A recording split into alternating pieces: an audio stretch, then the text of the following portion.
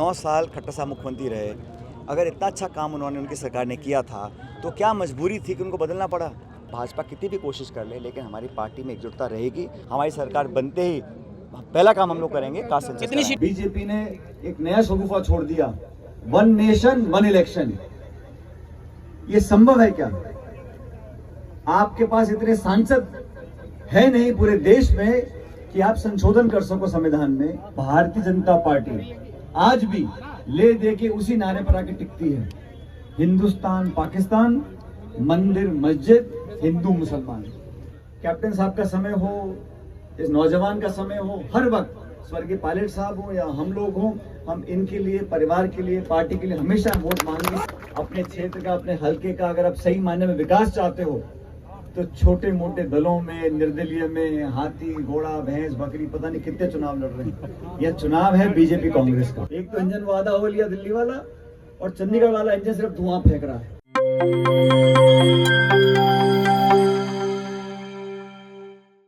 नमस्कार, मैं हूं निशा और आप देख रहे हैं जेपी हरियाणा। दोस्तों, आज हम बात करने जा रहे हैं राजस्थान के पूर्व उप मुख्यमंत्री व कांग्रेस के वरिष्ठ नेता सचिन पायलट के दौरे की।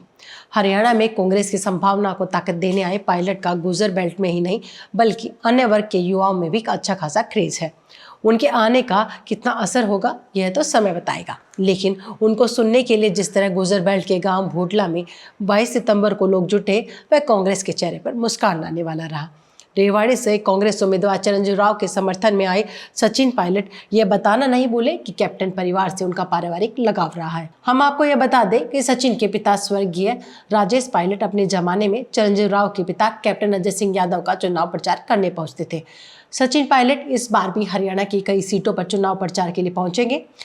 आज ही उनका अटेली विधानसभा क्षेत्र में कार्यक्रम रहा। चिरंजीव राव ने उनका कार्यक्रम गुजर बहुल गांव भोटला में करवाया था। कांग्रेसी नेताओं का मानना है कि सचिन पायलट के आने का कांग्रेस को काफी लाभ होगा। सचिन पायलट ने भोटला में जनसभा को संबोधित करने के बाद पत्रकारों से भी बातचीत की। आइए अब सचिन पायलट को सुनते हैं। मैं बहुत अति आत्मविश्वास में नहीं कह रहा हूँ, लेकिन जो वास्तविकता प्रदेश में है, जो एकजुटता किसानों में, नौजवानों में, शहरी वर्ग, मध्यम वर्ग, हर वर्ग आज चाहता है कि कांग्रेस की सरकार बने। और जिस तरह से कैंपेन हमारा हो रहा है, मुझे पूरा विश्वास है कि हम लोग भारी बहुमत से, रेवाड़ी नहीं पूरे हरियाणा के अंदर कांग्रेस को भारी जीत दिलाएंगे जनता, और एक पूर्ण बहुमत और बड़ी बढ़त के साथ सरकार यहाँ बनाएंगे। आपने धुआं छोड़ने की बात करी कि धुआं छोड़ रही है डबल इंजन की सरकार। अबे ऐसे मुझे बताओ, 9 साल खट्टर साहब मुख्यमंत्री रहे। अगर इतना अच्छा काम उन्होंने उनकी सरकार ने किया था तो क्या मजबूरी थी कि उनको बदलना पड़ा? उनको मुख्यमंत्री से हटा के एक नए मुख्यमंत्री जी को बनाया है। और लोकसभा चुनाव जहाँ की बहुत सारे दावे किए गए थे, 10 में से 5 सीट कांग्रेस पार्टी जीती है, और वो एक एहसास कराता है कि आने वाले समय में जनता का मूड क्या रहेगा। तो अगर खट्टर साहब ने इतना अच्छा काम किया था, जिसकी अब अपने पीठ थपथपा रही बीजेपी के नेता, इतना अच्छा काम किया तो उनको बदला क्यों? उनको हटाया क्यों पद से? क्या मजबूरियां थी? चुनाव से ठीक पहले तो कहीं ना कहीं समझ गए थे कि भाजपा की स्थिति और छवि खराब है, इसलिए उनको बदला गया।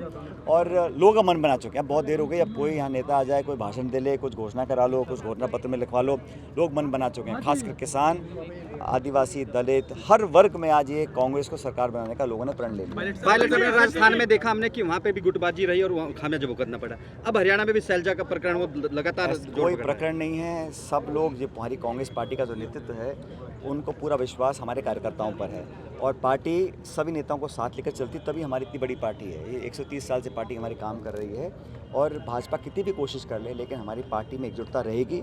और उसी का परिणाम लोकसभा में आया, जब हम 5 सीट जीते और भारी अंतर से जीते। तो मुझे लगता है कि हम सब मिलकर चुनाव लड़ेंगे और कांग्रेस पार्टी का प्रचंड बहुमत इस हरियाणा में आने वाला है। पहले सब आरक्षण को लेकर एक महत्वपूर्ण फैसला है, हमारी पार्टी में आ जाए, बोले यहाँ अनदेखी हो रही है। तो इनके जो खुद के नेता हैं भाजपा के, पहले उनको संतुष्ट कर लें, और हमारे सब नेता एकजुटता से चुनाव लड़ रहे हैं, बहुमत से जीतेंगे। और मैं बता रहा हूँ आपको, अब तक जितना बहुमत कांग्रेस का नहीं आया हरियाणा में, से ज़्यादा सीट हमको जीतेंगे। आरक्षण को लेकर सुप्रीम कोर्ट का महत्वपूर्ण फैसला है, पायलट का क्या कहना है उसमें? कौन सा वाला? सुप्रीम कोर्ट का जो आरक्षण को लेकर एक महत्वपूर्ण फैसला है। कौन सा वाला फैसला? लेरे वाला, उस पर आपका क्या कहना है? सुप्रीम कोर्ट का जो निर्णय है उसको वो अपनी जगह है, लेकिन मुझे लगता है कि हमारे देश के अंदर लोग एकजुट रहें, और नेता, न्यायालय, प्रशासन, सबकी कोशिश होनी चाहिए कि लोगों को साथ रखें। बंटवारा कर को ज़्यादा मुझे लगता नहीं लोगों को लाभ मिलेगा। लेकिन जो वंचित वर्ग है, राहुल गांधी जी क्या बोलते हैं, सेंसस होगा, पता पड़े कौन से वर्ग के लोग कहाँ किस हालत में रह रहे हैं, उन लोगों का समाधान करने के लिए, उनको नीति निर्माण करने के लिए, बजट देने के लिए एक सेंसस बहुत ज़रूरी है। और हमने वादा किया है हमारी सरकार बनते ही पहला काम हम लोग करेंगे कास्ट सेंसस। कितनी सीट आ रही है हरियाणा में पायलट सर? अब तक जितने से ज़्यादा है। दोस्तों, जैसा चिरंजीव ने बताया आपको कि पूरे प्रदेश में 5 तारीख को वोट पड़ेंगे और हरियाणा में 10 सालों से बीजेपी की सरकार है, दिल्ली में 10 साल से बीजेपी की सरकार है। और आप भी खबर देखते सुनते हो, पूरे प्रदेश में ये माहौल बन चुका है कि आने वाली सरकार कांग्रेस पार्टी की सरकार है। और ये बात मैं इसलिए बोल रहा हूँ कि जनता मौका दे सकती है, लेकिन 10 सालों में हरियाणा की सरकार ने और देश की सरकार ने क्या हालात बनाए हैं हमसे छुपे नहीं।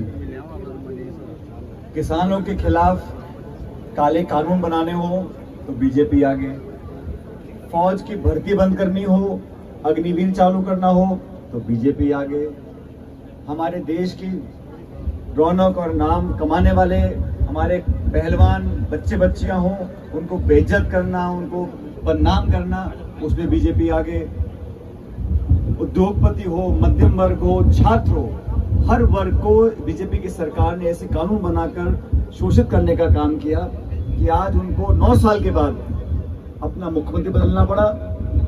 और देश में भी जो लोग 300 पार 400 पार की बात करते थे, आज वो बैसाखियों पे सरकार बना रहे हैं। बैसाखियों की सरकार बनी है। बीजेपी के 240 सांसद आए और मैं धन्यवाद देना चाहता हूं हरियाणा की जनता को कि आपने 10 में से 5 लोकसभा के सांसद कांग्रेस पार्टी के जिताए। राजस्थान में भी हम लोगों ने 11 जगह बीजेपी को हराया 25 में से। जो लोग घमंड में थे कि हरियाणा में, राजस्थान में खाता नहीं खुलेगा, आज वो आधे हो गए। और यही कारण है कि तमाम विपक्ष की जो ताकतें हैं वो मजबूत हो रही हैं। राहुल गांधी जी जब से नेता प्रतिपक्ष बने हैं लोकसभा के अंदर, वो जवाबदेही तय कर रहे हैं, वो देश का एजेंडा तय कर रहे हैं। और बीजेपी की सरकार को बार बार अपने विधेयक वापस लेने पड़ते हैं। अभी चुनाव चल रहे थे, पहले चरण का चुनाव मतदान कश्मीर में था और बीजेपी ने एक नया शगुफा छोड़ दिया, 1 नेशन 1 इलेक्शन। ये संभव है क्या? आपके पास इतने सांसद है नहीं पूरे देश में कि आप संशोधन कर सको संविधान में, लेकिन ये शगुफा छोड़ने की जो आदत है बीजेपी की, सिर्फ लोगों का ध्यान भटकाने के लिए। मुझे फक्र है हमारी पार्टी के ऊपर। खड़गे जी, राहुल जी ने, हमारी पहली पॉलिटिकल पार्टी पूरे देश में जिसने कहा अगर हम सरकार बनाएंगे तो एमएसपी पर हम कानून लेकर आएंगे। कौन रोकता है सरकार को कानून बनाने के लिए? फसल खरीद अगर होती है, अगर कानून उसे बनता है, हमारे किसानों को अगर मुआवजा अच्छा मिलता है, फसल की कीमत मिलती है, तो बीजेपी क्यों अपने हाथ पीछे खींचती है?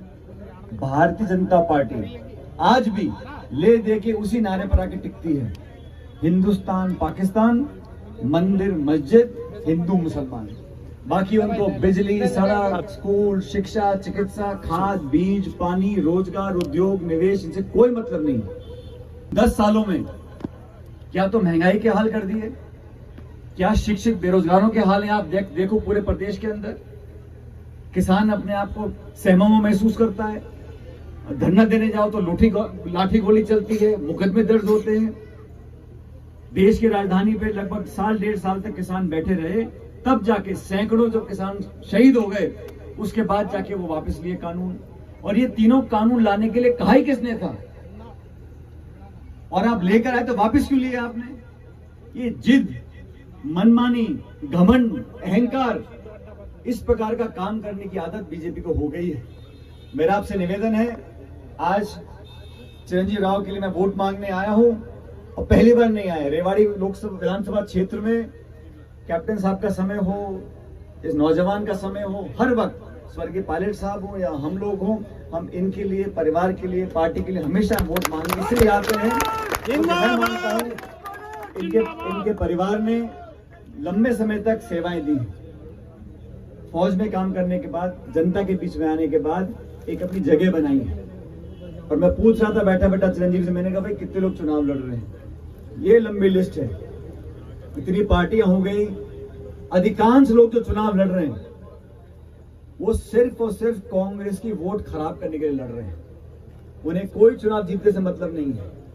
वो तो थोड़ा धन पैसा लगाकर 500 वोट, 1000 वोट, 2000 वोट खराब करने का काम कर रहे हैं। तो मैं आप लोगों से कहने के लिए आया हूं, सरकार कांग्रेस पार्टी की बन रही है, इसमें किसी को दो राय नहीं है। और आप लोग समझदार लोगों को अपने क्षेत्र का, अपने हल्के का अगर आप सही मायने में विकास चाहते हो तो छोटे मोटे दलों में, निर्दलीय में हाथी, घोड़ा, भैंस, बकरी, पता नहीं कितने चुनाव लड़ रहे हैं। यह चुनाव है बीजेपी कांग्रेस का।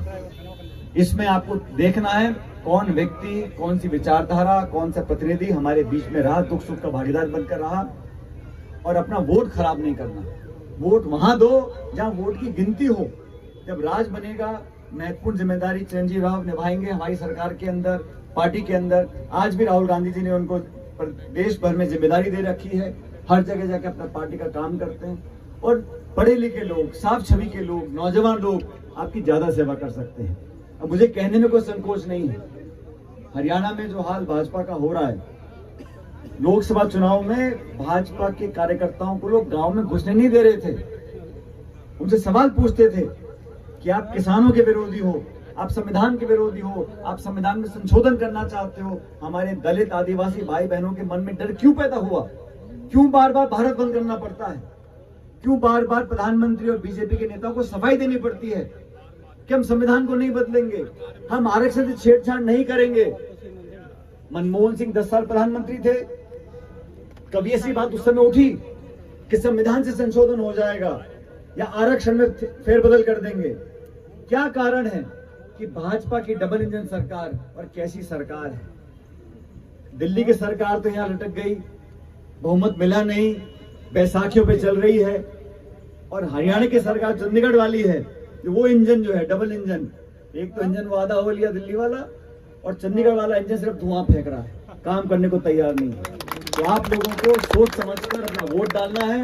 मैं विशेष रूप से आज रेवाड़ी हल्के में आया हूं, अभी चुनाव में समय है, 5 अक्टूबर को वोट पड़ेंगे और बहुत से नेता आएंगे। अभी जितने दल उतने नेता, इतने भाषण, खूब जलसे होंगे, खूब मीटिंग होंगी, खूब नारेबाजी होगी, लेकिन एक एक वोट की कीमत है।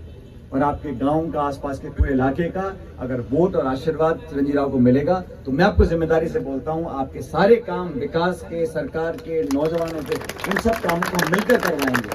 ये अकेले नहीं, उम्मीदवार एक होता है, लेकिन पूरा दल, पूरी पार्टी, पूरा नेतृत्व इनके साथ रहेगा। हम सब मिलकर सुनिश्चित करेंगे कि इस हल्के का जो विकास अब तक नहीं हो पाया, उस सारे कामों को करने का काम हम लोग करेंगे। लेकिन आप लोग भी आपस में 50 वोट इधर, 100 वोट उधर, 200 वोट उधर, वो फिर गांव का फिर कोई या आसपास के इलाके का फिर कोई जिम्मेदारी लेने को तैयार नहीं रहता। तो वोट बिखेरने के बजाय एक जगह वोट डालो। ये हाथ का निशान है हमारी पार्टी की पहचान। इस पर बटन दबाकर इस नौजवान को आप विधानसभा भेजो। और मैं आपको विश्वास दिलाता हूँ, आपके क्षेत्र में, आपके इलाके में, आपके हल्के में आप सब लोगों को, 36 कौम के लोगों को विश्वास के साथ आगे बढ़ाने का काम हम लोग करेंगे। मैं इस उम्मीद के साथ कि आप मेरे निवेदन को स्वीकार करोगे और 5 तारीख को बटन दबाकर हाथ के निशान पर चिरंजीवी को आप दोबारा विधायक बनाकर भेजो। इसके भविष्य की आगे सारी चिंता हम लोग करेंगे। ये काम आपका है, विधानसभा में जिताकर भेजने का। अब आप लोग हाँ भरते हो तो सब के सब दोनों हाथ खड़े करो पहले तो, सारे पीछे खड़े छोरे सारे, और मेरे साथ नारा देना जोर से, Congress party, Congress party, Congress party. बहुत बहुत धन्यवाद। राम राम साहब।